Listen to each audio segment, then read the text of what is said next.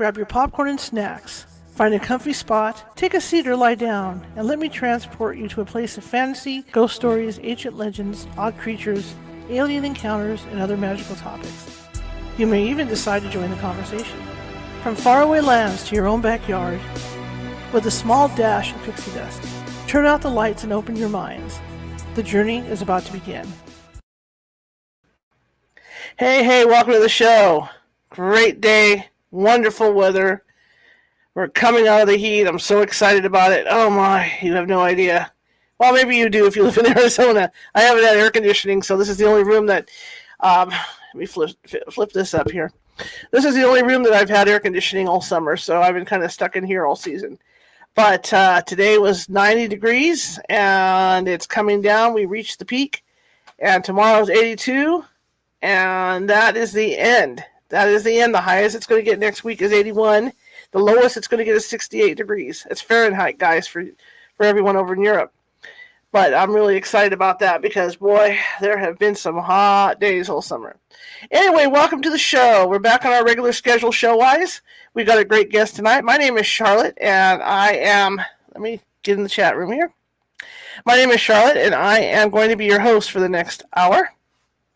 And I own the California Haunts Paranormal Investigation Team based out of Sacramento. Let me move over a little bit. California. You can find us at www.californiahaunts.org. The radio website, this show website, is www.californiahauntsradio.com. And you can find all our shows on there and stuff. Our shows going back for 2 years. Anyhow, we've got a great guest tonight. I'm hoping I'm saying his name right. You guys know how I am. I'm horrible with names, but I believe it's Tomás Prower. Tomás has written some very interesting books about magic. And I want to let him explain what they are, because he's going to be 100% better at it than I am.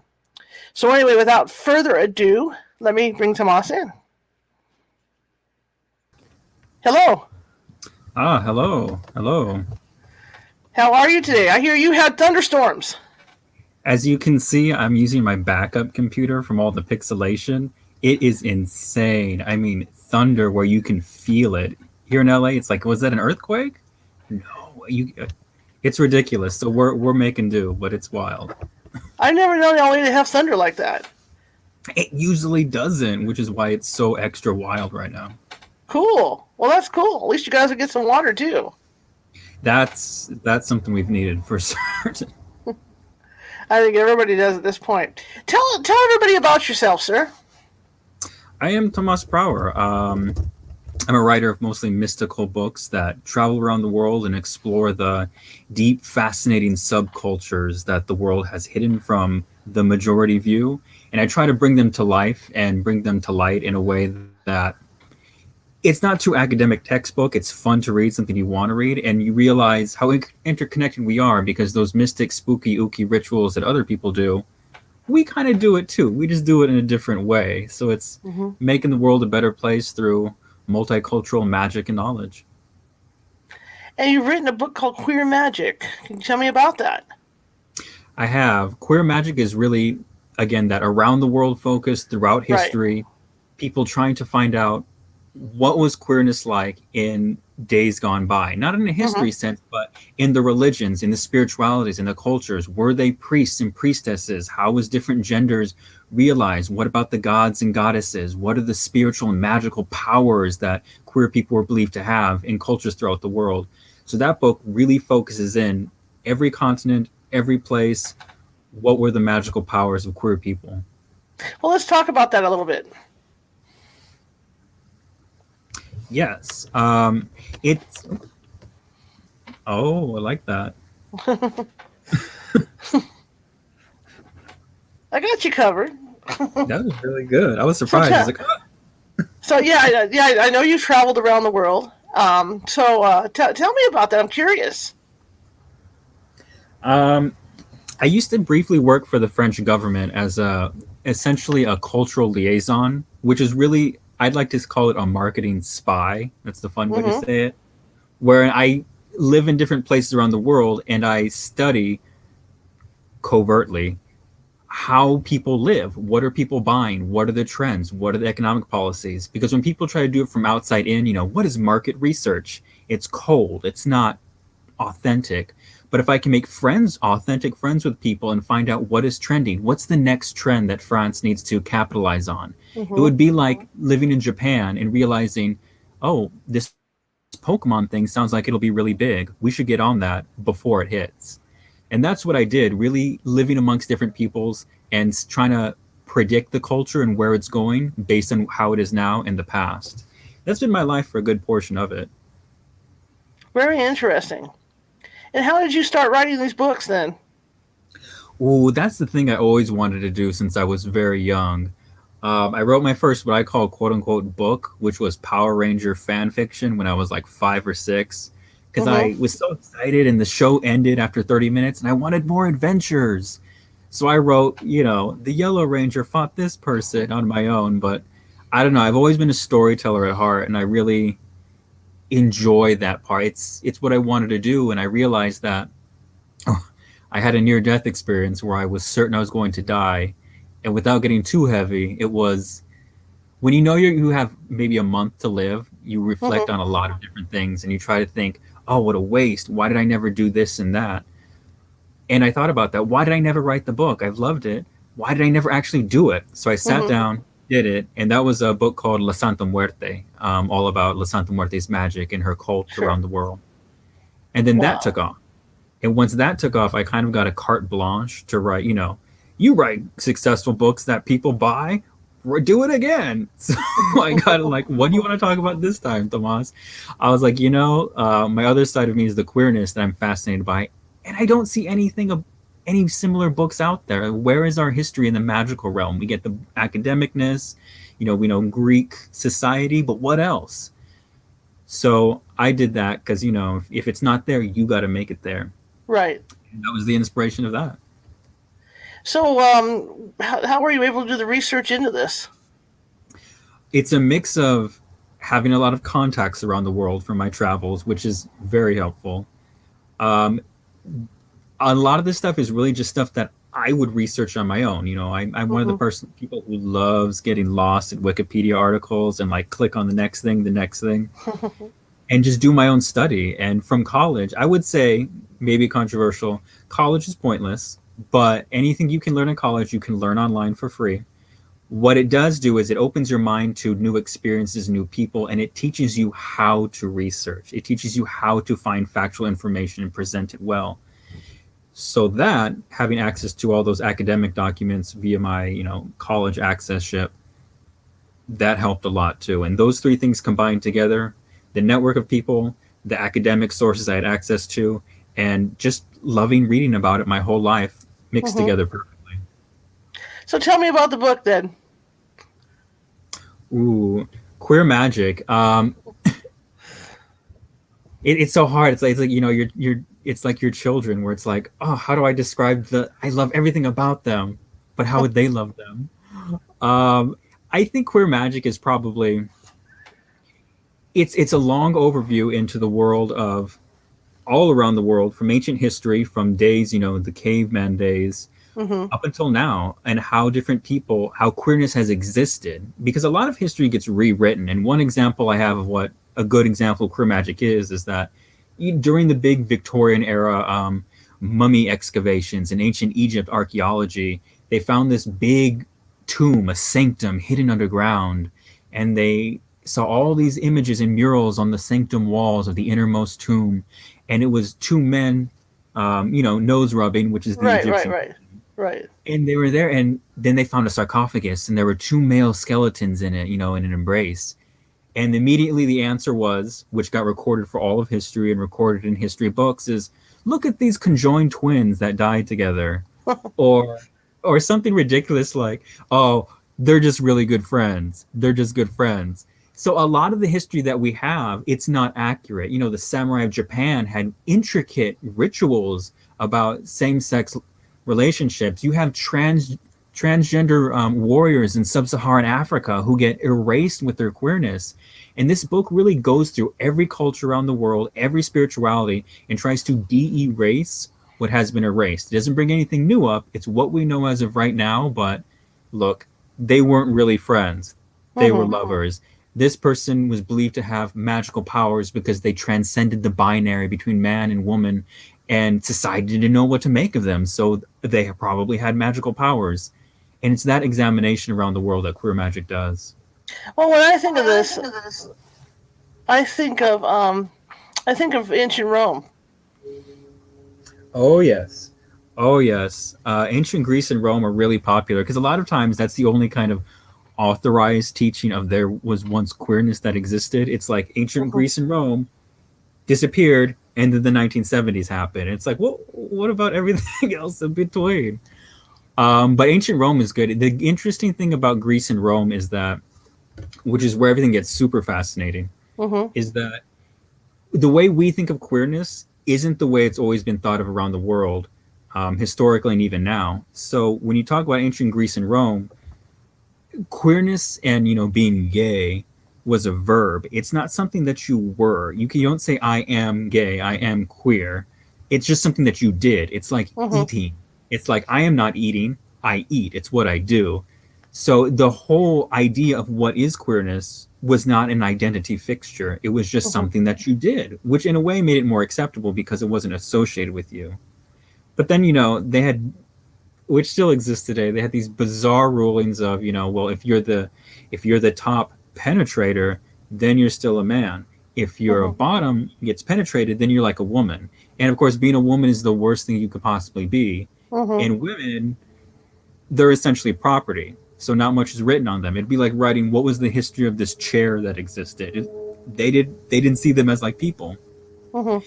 So the whole rabbit hole gets fascinating for ancient Rome of just what is queerness if it's not an identity but only a verb that you do, Mm-hmm. and it's based on how you perform that verb defines what it is that you are and are not.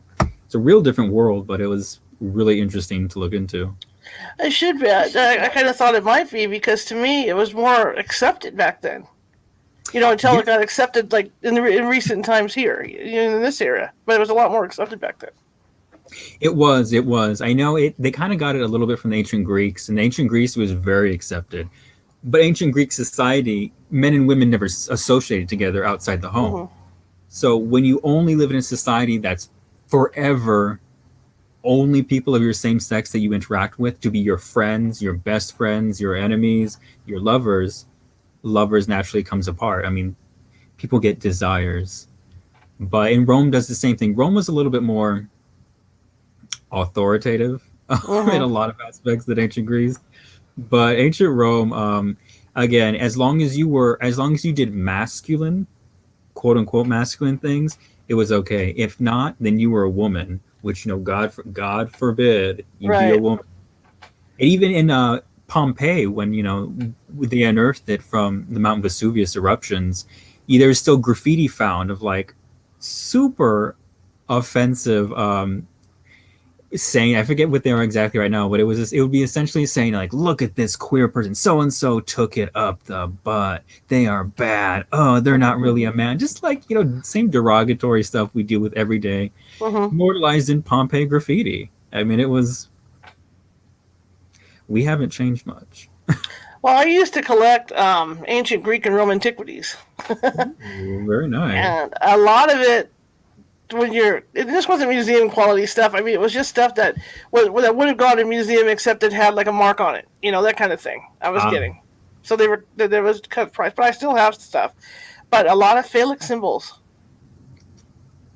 yes, modern United States, especially because of our, the pilgrims are the people who Right. were too much of a prude for even prudish era England, that they had to get kicked out and find somewhere else where they could be extra prude. Mm-hmm. That's what the U.S. is founded upon: super prudish Protestantism, and people were just okay with human sexuality. They accepted it as a natural part. Mm-hmm. Surprise! Men have penises. It's ta-da! It's a, it's a thing that exists. So, but yeah, and that's also a symbol of power, especially because ancient Rome was very a cult of masculinity, a cult of martial worship and war. So to be a man was the ultimate glory and honor, and of course, to be a man, to have some sort of, symbol that could symbolize things of Right. manhood. What could it be? Oh, well, obviously they have a phallic symbol. And to them, it wasn't, evil. It wasn't, taboo. It was just No. that represents a man. That is good. That probably has magical powers. That's probably why women are like this. It's just Well, the yeah. I whole. mean, in my collections, I know I've ended up with rings with that symbol on there. I've ended up with necklaces. I mean, it was a really big thing. Really big thing. Oh yes, oh yes. People today, they clutch their pearls if they saw that. Like, oh, you would give that? How offensive! But to ancient Rome, it was like, here's this symbol of power I am giving you. So different times. When you talk about queer magic, I mean, when I read the book, that comes to mind like people casting spells, but that's not really what it's about, right? That's not the focus, but there is Okay. that in there because Sure. in order to make sure this worldwide community book was a worldwide community, it Yeah, do wasn't just something. yeah, it wasn't just me spouting off. This is what this culture was like. This is what these people did. Right. No, there's actual people I've contacted around the world who I was like, okay, you're queer, you're in this culture. In Right. your spirituality, how do you worship? How do you do this? How do you exist? And a Mm-hmm. lot of cultures have magic, whether it be spells, prayers, rituals. And they said, could I put this queer love spell in there that I use? Fantastic, do it. Could I put this prayer, this meditation, this whatever in there? So the book has its fair share of magic. I Sure. don't do that, but the Right. community contributors around the world, whatever their magic is in their spirituality, it's all there too. Well, I would think it makes sense. I mean, you get people casting love spells and stuff all the time, so why not, right? I mean, it's been around for a very, very long time. I mean, human desire is human desire, and we find ways of trying to achieve it. So, when you would talk to people like in different countries about this, did you find they were more open about it, or what countries seem to be more closed? The United States, obviously, up until a few years ago. But what countries seem to be the most closed about it? That didn't want to have discussions. Here's the controversy. A lot of what we would call developing nations were very Mm-hmm. against it. So mostly sub-Saharan Africa was very against it. Middle Eastern cultures is very against it, which Yes. is odd because historically, if you read the book, those communities, those cultures were very for it, very okay. Then colonialism happened when Europe was in one of its very prudish phases, Right. very severe Christianity. And they said, no, no, you got to do it like this. That is evil. This is how it is. So now it's reversed. So now all those, quote unquote Christian nations or Western monotheistic nations, they're like, oh, okay, that was probably bad in the past. It's not like that anymore. We Mm-hmm. accept queerness. But from years of colonization, it's just been ingrained in a lot of other cultures. I remember I was talking with someone in one of the sub-Saharan African countries, and they said, "Oh, queerness never existed here." I'm like, "No, no, no, no, no, no, no. No, we're gonna have an honest discussion. You don't have to like it. It doesn't have to be okay, but it Mm-hmm. existed everywhere." And they're like, "No, it didn't." And I'm like, "Okay, show me some academic material, something I can trust that says and corroborates with what you're saying, and then I'll believe you." So they said it's in the Bible. So let's deconstruct this for a second. This person is saying their authentic pre-Christian culture has no queerness in it because the Christian Bible says there is no queerness that existed in this culture Mm-hmm. that never had Christianity. Mm-hmm. It's a weird mental gymnastics that people have been just ingrained into, and that was a lot of problems and a lot of people who just the very evangelized peoples of developing nations who say queerness never existed because they don't know any different, and Sure. all the a lot more things are illegal there, both action wise and information wise. So they Mm-hmm. have no books saying of what their history is. They have books that are written by the theocracies in charge. So you can't blame them, but it is odd that the countries and peoples that were most accepting of it historically are now least accepting of it. It was bizarre. I think it's just the way it went. More of the men. I'm going to say men. But more of the men took as they came into power. I mean, the Taliban are a perfect example. I'm not gonna. I got a lot of Mideast fans, so I'm gonna but the Taliban. It's just the way they believe over there. It's just the way they've ended up believing. But you got to think, and we talk about coming out of the closet, but you got to think about this when Catholicism was young, back in the back in the day. What were they doing? They were hiding in basements. They were hiding underground. They were hiding in closets. Practicing that. So maybe that's what's going on in these countries that keep saying, "Oh no, we don't go for that." It's true, and the book Queer Magic does go into how early Christianity was very queer accepting, because when you're hiding in closets and being fed to lions, you're that small of a power. You don't say no to allies and people who are wanting to join your club. It was only when they became a position of power that you could be more selective. Oh no, we're okay. We don't need you anymore.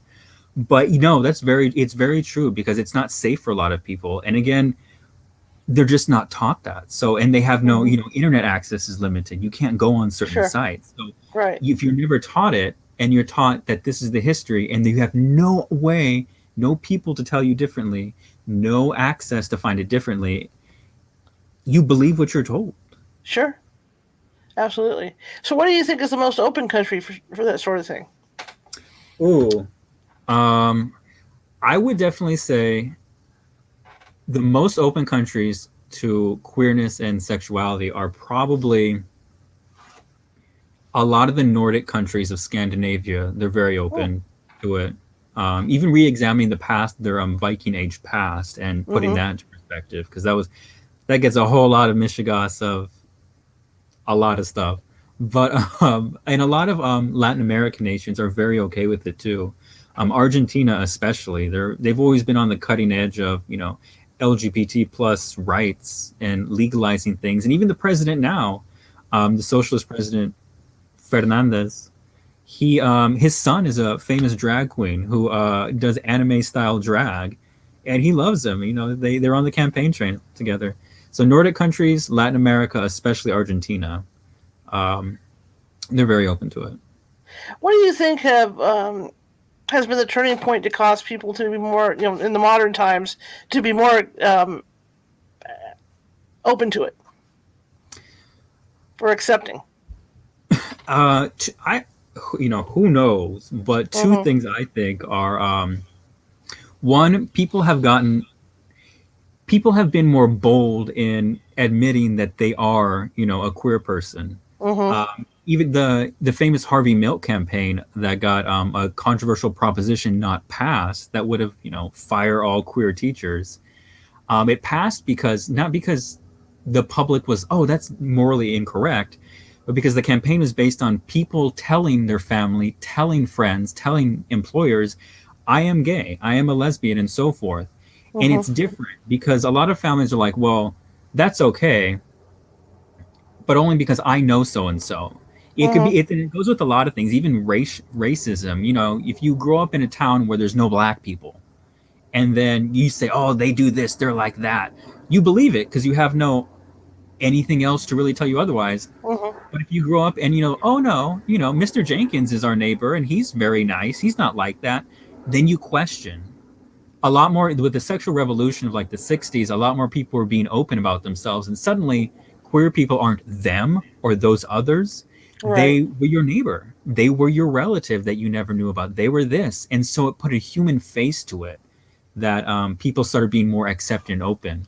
The other thing is violence. Severe violence definitely helped, because again, no revolution, nothing is successful without violence. Any social revolution that has passed, anything good, whether it's from emancipating the slaves, the sexual revolution, trans women of color threw bricks at cops. That is what got us where we are. That is what got people starting to pay attention. Pleas to humanity don't work. The powers that be will never acquiesce power. And so finally, queer people got violent, and they said, okay, we're not putting up with it anymore. Take this brick. We're going to hurt you economically. We're going to shut down your businesses and boycott you. And if you come for us, get ready, because we're going to send you to the morgue. That got people thinking, because suddenly it's not these people who you can push over anymore. It's, oh, there's going to be a consequence for your actions. Fool around and find out. So the mix of justified violence, and of course, Mhm. just knowing someone and putting a human face to it really helped recently. I also think, and I know this is probably stretching a little bit, but I also think some of these movies with drag queens have helped a lot because some of these movies have been really popular with people, It so is. people are more accepting. It is, and that's the thing because you have this media. I mean, in the early days before RuPaul's Drag Race, I mean, it was very rare. I mean, you had occasionally, you had Divine do his John Right. Waters move and things like that. But again, being exposed to it more, you see, Hmm. you kids today, oh, look at so and so and on Drag Race, they're my favorite. You have a human face to it. You can see Hmm. it, you empathize with it. It's not an other. So by the media accepting it and putting, more positive portrayals, everyone who says that's evil, it's like, no, no. So and so just broke down in the workroom and they're sewing their dress because of this thing that I identify with and go with too. They can't be bad. So it's the exposure that really helps. I think it does. I was watching MTV the other night, just reruns of Catfish Ah, on YouTube TV. Every commercial is a gay couple, which I think is cool. it is. I mean, the thing is, it sells. It Yeah, sells, and it's you. Once you can show that you are profitable, then people start accepting. I mean, even sure. everything. If even with politicians, you have to show that Hmm. it's a safe vote. Hmm. Um, and that I mean, when Obama came in office, he was very anti-queer. He was very. I don't personally believe in that, and I'm not going to put that through in my legislation. But Sure. then it started the scale started tipping. It's like, oh no, it's safe to promote this, and he evolved on his ideas. Hmm. And then he was the catalyst that really started pushing it and got it accepted. So I it's think, yeah, as far as like TV goes and stuff, I think Queer Eye had a lot to do with it too, because people really got into that program. yes, because especially those home and garden do it Yeah. yourself shows that appeals to a very middle class white suburban audience, which is Hmm. usually the audience that was very against it. Right. And suddenly you had this specifically targeted show that was reached this audience exactly where they wanted it, and Right. you thought, oh no, these people are great. Hmm. And again, it's that wonderful exposure of it. Did you have trouble? Because I know we kind of talked about this before, but when you went out to talk to people about this book, or wanted to, get the views of some of these people, did you have problems like getting them to say stuff at all?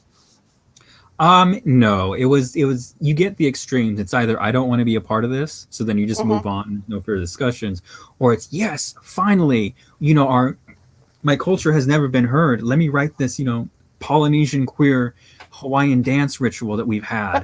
They have to like they get really excited to where it's like they go off on their own and it's perfect, or Hmm. they're so disgusted that they don't even want to talk to you anymore. So you get the extremes. It wasn't hard, just wading through a lot of the no's and the mean messages. But once you What's find someone who love it, what's a particular story from the book that you remember that stands out? um, the biggest one is in eastern Siberia. There's the Chukchi tribe, and it really impacted me because they have the shamans of their tribe. There's different variations of queerness, and if you are, however you identify with the masculine traits, you have all the powers of the universe, in masculinity, Hmm. feminine, all the powers, femininity. But they have a special shaman, the non-binary shamans, who refuse to like be man or woman or anything. Hmm. They're greatly feared, and I was like, what is this? Why? And it's because they can transcend the powers of male and female, so they have all the powers beyond any other human could possibly have. So all the female shamans are scared of them, all the male shamans are scared of them, and all the everyday people are scared of them because they have access to unknown power, which was really cool. And then you look further into it and explores it, and it's by not having a label, which really impacted me. Because when you say you are this, you are simultaneously signaling you are not everything that this isn't. Hmm. So if you don't put any labels on yourself, then you are everything and anything, and you have no limits. And the Chukchi shamans or the Chukchi people, they saw that as including spirituality and magic. So if you don't say you are this, then you have all the magical powers in the world that we don't even know exists yet. And I was like, not having labels and that Chuchki lesson, that was really powerful.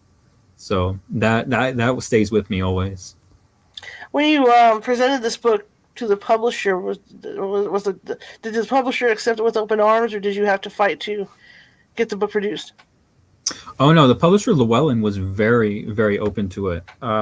Llewellyn, the publishing house is very neo-pagan specific. They have magical, a lot of tarot decks that they do, but they were open to it. In fact, I pitched it while on a book tour in Northern California, I think San Jose, at a convention, at a cocktail party, and my editor was there. And I was just looking around and I just said, my God, this pagan convention, everyone, there's so much gayness. There's so much level of queerness in this people. And so I pitched it in a marketing way of like, we need a book that speaks to this people. It will absolutely sell. I mean, look, I point with my martini in hand. Look. Right. So, and she was like, you're right. I love it. I love that message. It'll sell.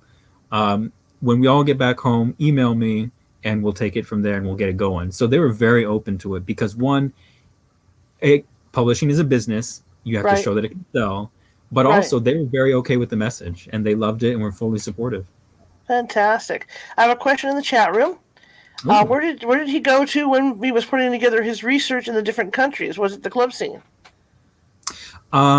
No, it's a lot of the underground occult and groups that kind of don't have official meeting places that are advertised that I get to know via my contacts.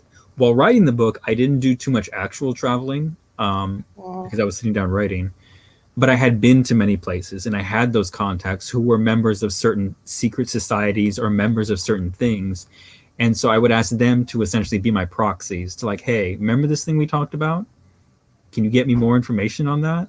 And then following that up with the academic research. So I didn't do much traveling, but it's no different than any job hunting thing. It's all who you know.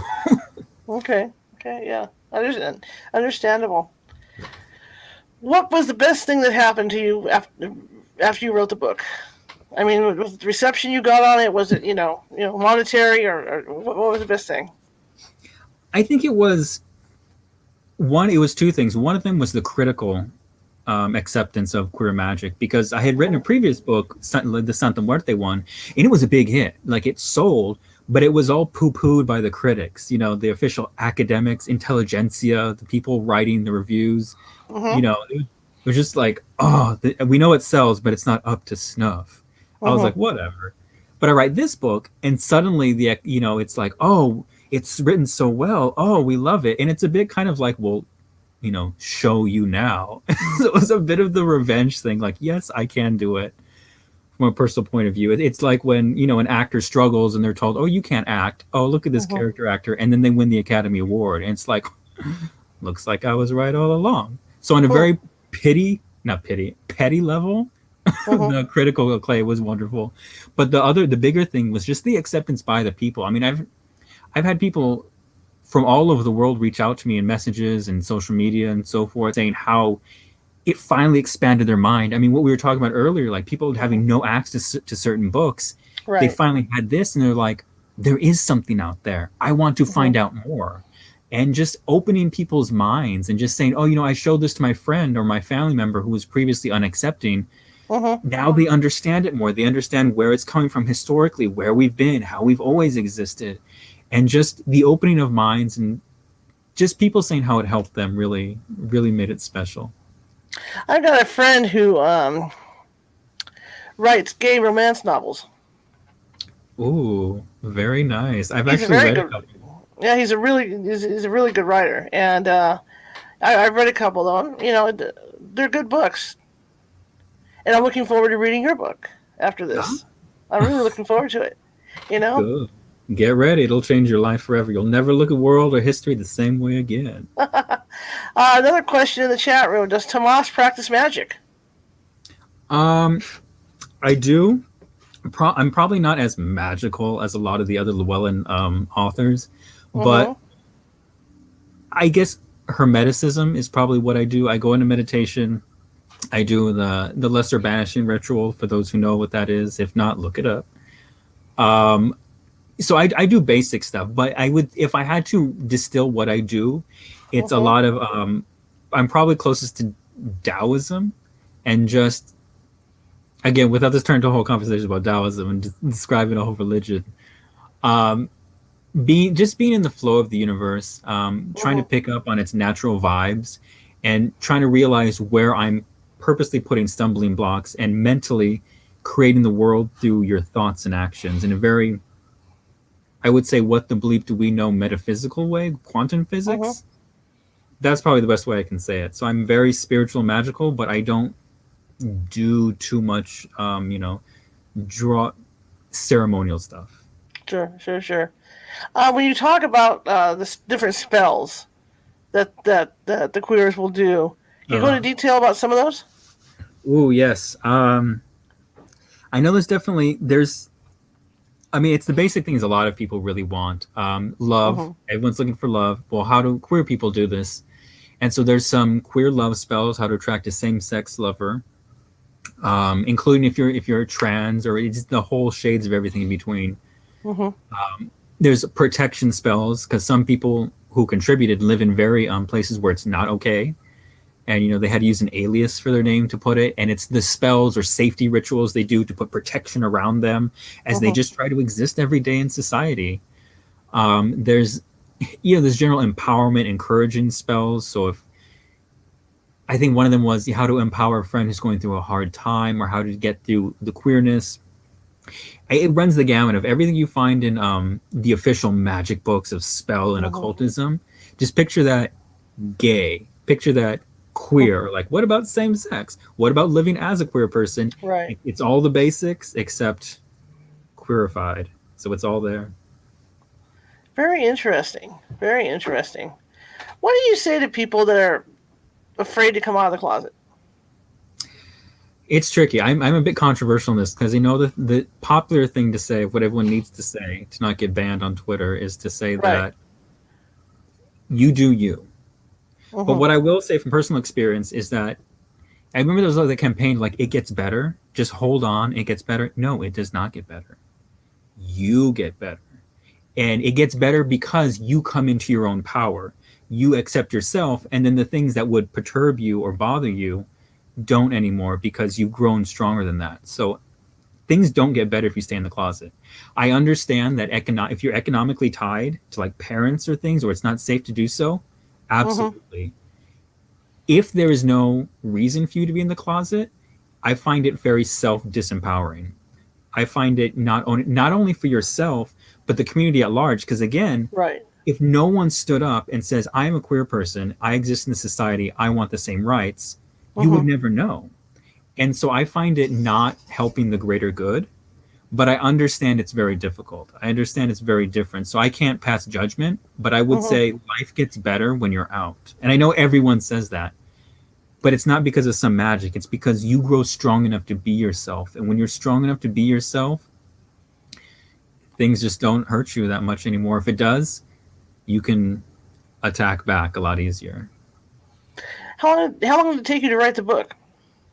It took me 9 months because that is exactly the time Llewellyn gave me to write the book. So I know it was a whole baby gestation period. But thankfully, again, because I have been this is the stuff I read in my own time. I had the contacts. I had all been traveling. It was a lot easier to make really quickly. But I only had Mm-hmm. technically 9 months to make it. Wow. Yeah, And are you one of these people that when you write, you sit in front of the keyboard constantly, or do you do it in spurts? I do it in spurts. I do it. I tend to write and put as much out until I'm just like, once it starts being a drag, or it's just like you start finding yourself being really distracted of like, Yeah. I stop because nothing good can come from that. There's nothing I can write that'll be like fun if I'm like bothered by the whole process. So I do it in spurts, and then I try to do as much. I get energized, and I try to do as much as I can before that goes away, and then back and forth like that. That's how I do it. It makes sense. Makes a lot of sense. What makes you most proud about this book? I think the biggest pride thing is the fact that what a community effort it is. I mean, Mm-hmm. being able to get all these people from around the world to jump on and also contribute their authentic expression, to have a Right. big publishing company fully support it, and to have it be so well, not only respected but loved and appreciated by the community and by people who are not in the community. Those all just came together to make me really proud that it got done. Because again, there's no such thing as a self-made man. No one ever Mm-hmm. did it on their own. And this was the help of me writing it, yes, the research, but again, people willing to show their stories, a publishing company willing to put money behind it to market it and put it out there, get it exposed. And then just the average person, even if you're in the closet, click on buy on Amazon, going to Right. the store and buying it in person. Just the bravery just to do that. Right. So I'm proud Right. of all Right. those things. Fantastic. Let's shift gears a little bit. You have two other books out. Morbid Magic is one of them. Tell me about Morbid Magic.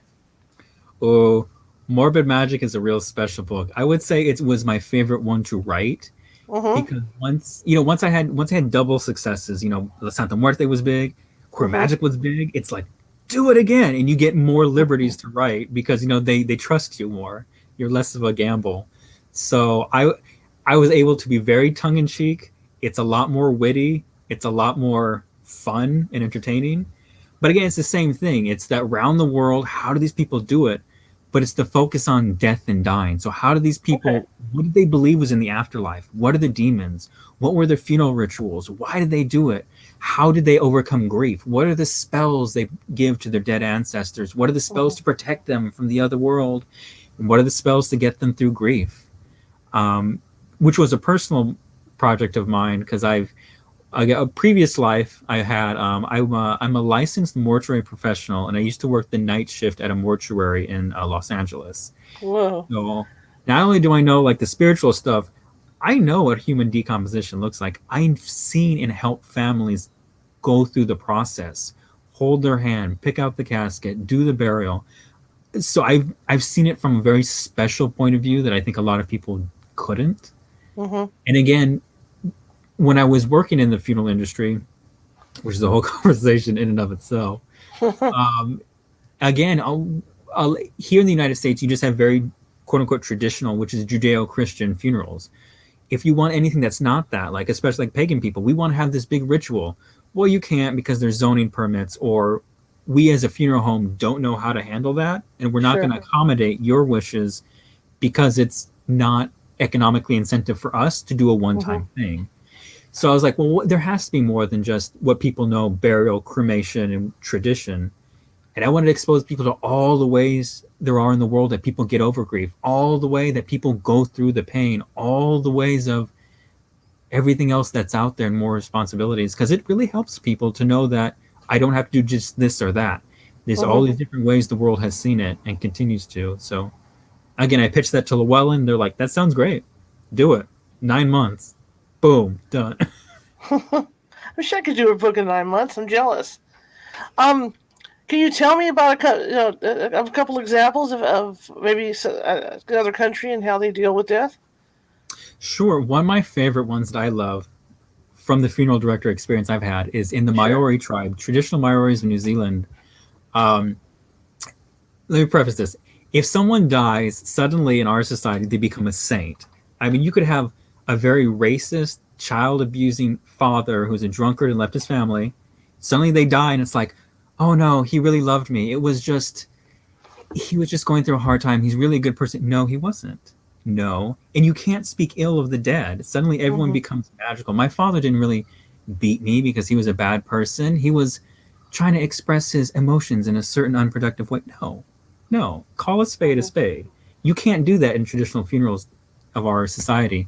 But traditional Maori, they had this big ceremony, which is, if you're familiar with Seinfeld, it's the airing of grievances during Festivus, Mm-hmm. where you go up and you say, this person was a liar and a cheat. Thank God they're dead. They are Mm-hmm. bad. They do not deserve our prayers and worship. Let them exist into oblivion. And I was like, thank God some culture is finally calling that out and not letting Right. Right. death suddenly beatify or wash over people's evils that they have done. And it Mm-hmm. was one of the only societies I saw that did that. Because a lot of societies, especially traditional societies, when someone's dead and they're in the afterlife, they have magical powers. So even if dad was a bad person, you couldn't say it because he could supernaturally attack you. So you had to like, oh, we love you. Oh, you're so good. Oh, you're so powerful. Thank you. So it was don't speak ill of the dead was a very safety and self-defense mechanism that got passed along the way. But yeah, so it was very bold for the Maori society to be like, no, who cares if they have supernatural powers? We're not going to honor them. They were bad. I love that. I absolutely love that. Aren't there societies that will, I don't know if they dig their dead up, but they do spend time with the dead after they've died? Yes, I cannot remember exactly off the top of my head, but I know in Indonesia there's a culture that does that. It happens a lot of places all over the world, but Indonesia is probably one of the most famous places where it happens. But again, it's just spending time because it's that relic, especially if you have the bones there. It's really getting a connection with them. Mm-hmm. And a lot of people are like scared of death nowadays in our society because it's the exposure. They never see it. Mm-hmm. Nowadays, let's say mom dies, you call a company, a mortuary, you pay an exorbitant amount of money to have a bunch of strangers pick them up, put her in a freezer where you cannot see her, put special stage makeup on her so she doesn't look dead, present her under special lights in a chapel so she doesn't look dead, and then have a celebration of life ceremony to not even acknowledge the funeral. So we deny ourselves death. We don't see it happening. But if you live in a big city, people are dying by the thousands every day. But you don't see it because it's such a machinery of profit-producing mechanisms that we've developed. In the ancient days, the family, not even the ancient days, the early 1900s, the family took care of the bodies. Mm-hmm. You saw what death was like. You handled mom's corpse. You washed her. You had that connection. And again, by not having that connection, not dealing with it, not seeing it, it becomes this boogeyman. Because the scariest things are always the things you don't see, because they become even bigger and scarier as you imagine them. Absolutely. While you were talking, I was thinking about those mortuaries in Puerto Rico. The Which ones that one? will the one that'll put the person that died in whatever scene that the people want. Oh yes, oh yes. That's very, very popular. It's very difficult to do. I mean, that's talent. That's talent. But again, it's just the different ways of celebration. It's Mm-hmm. to have it more, I guess, more of a festival, more of a presentation of the person not in the lying repose state, but just have them active and involved in what they were. And again, interaction with the corpse as if it was, awake. It's still there. Hey, this is Joe, this is Juan, and so forth. So we would do it here in the US Mm-hmm. if more people asked for it. It's again, the whole reason green burial, and if you there's no way you can really decompose naturally into the earth in the United States outside of certain states and certain companies, just because no one's asking for it, so companies aren't going to offer it. But again, like in Puerto Rico, if everyone wants it, we'll do it. There's so many things you can do with your body after death, and that's just one. Yeah, because I've seen the guy, the gentleman that liked to ride motorcycles. They had him up on. It must be hard, like you say, because I mean the body isn't going to bend the same way, and they're not. It doesn't have the strength to sit up on its own. So you guys have to put all kinds of rods and stuff going in there trying to keep the guy propped up.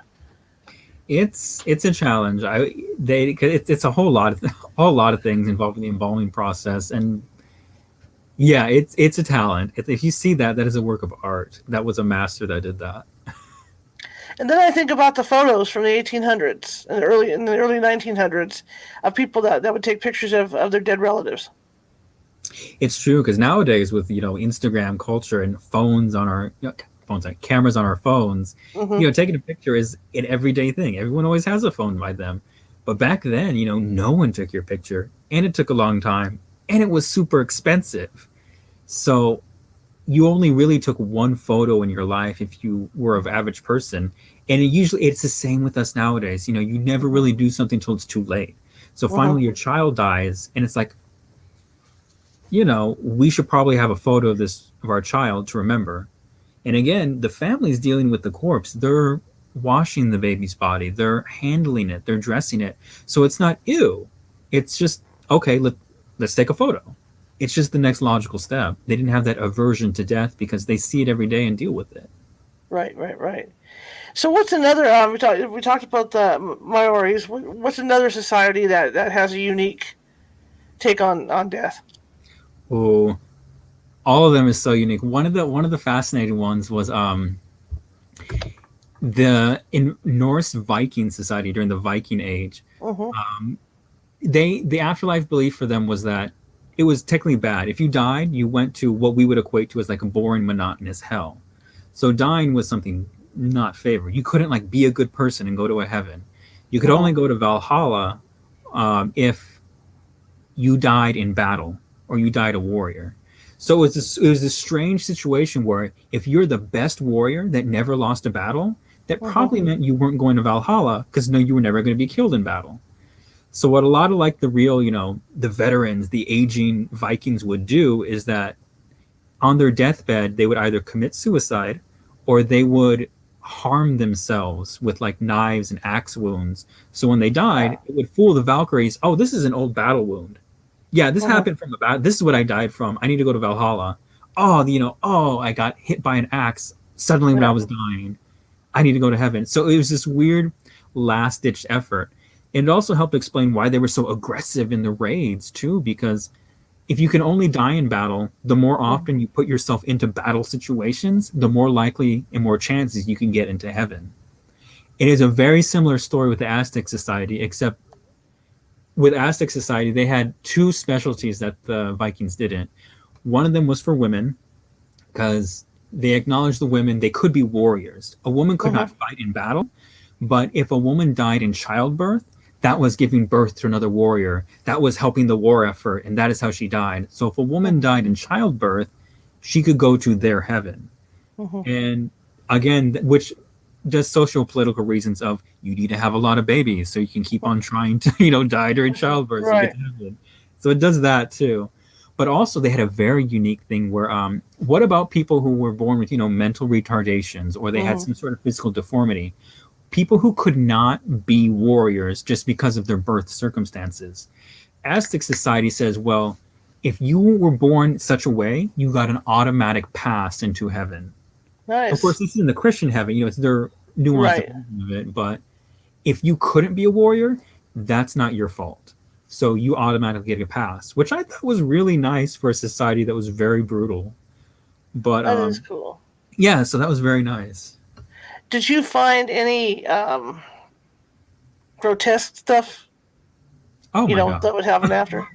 Do tell. So much grotesque. One of the things I was surprised that got into the book that I was certain was going to be cut was the ancient Egyptian ritual of letting bodies rot a little bit before they do the sacred embalming ceremony. But it wasn't for everyone. It was only for wealthy women of the aristocracy and beautiful women regarded by society as exceptional beauties. They were made to rot. Why? Because it staved off the temptations of the embalmer. A lot of people get worried nowadays. You give mom to a bunch of strangers right now, and you're not going to see her, and the dead never say no. So in ancient Egyptian, there was a mystical law, not mystical, but there was spiritual laws passed where you could not, beautiful women and women of the aristocracy got a pass of not having immediate spiritual rituals put upon them to allow their body to rot so that the families could feel safer that the embalmer was not going to do something untoward with their unresisting corpse. Okay. So that was fascinating. And it got into the book. So, there's lots of other stuff in that book too.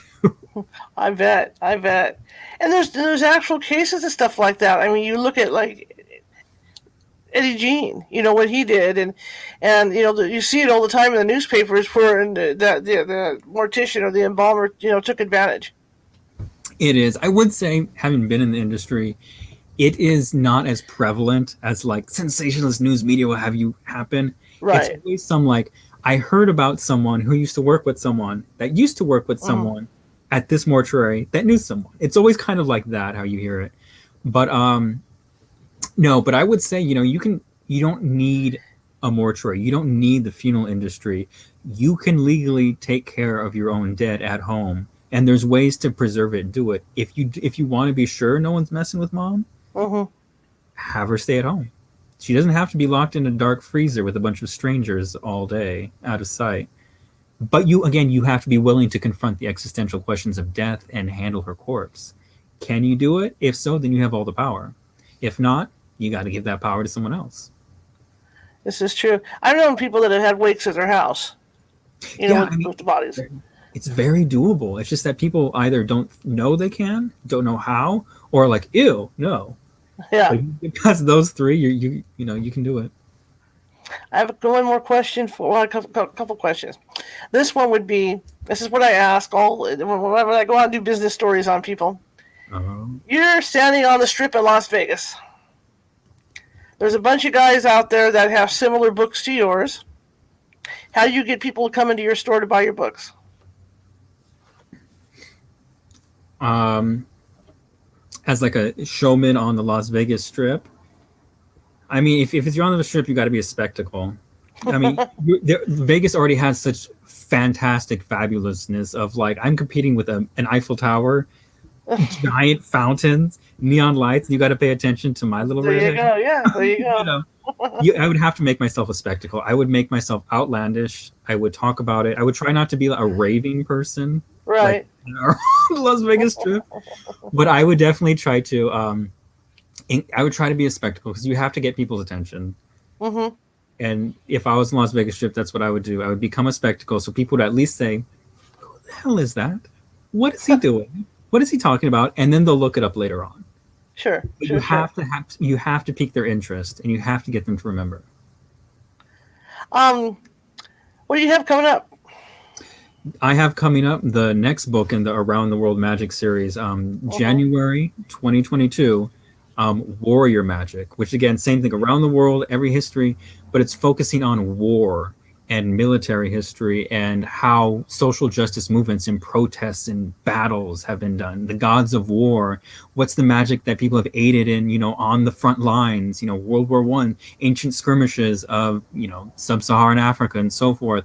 The same thing, but it's just focused on war and revolution and how magic and spirituality played a part. Now for pre-order, but coming out January 2022. Awesome. How can people find you? Ooh, type in my name, Tomás Prower, on social media, and you'll find me. That's probably the easiest and best way. I have a website, www.tomasprower.com, so you can send me an email through there, or just probably Google my name. I'm sure I'll pop up easily. But yeah, just say hi, and we'll connect. Is there anything else you'd like to add about your books? Get ready. They will. You will never look at history and everything you were taught the same way again. Awesome. But it is a fascinating way to look at the world, and not only guys look at it, but finally see it. Finally see it, and enjoy. All right. If you don't mind, I'd like to have you on when you get your new book out. Ooh, yes, that'd be fun. My lips don't want to work today. What's up with that? Sometimes they just need a little grease there, like the Tin Man, trying to get things moving right. Yeah, I would love to have you on again to talk about your new book.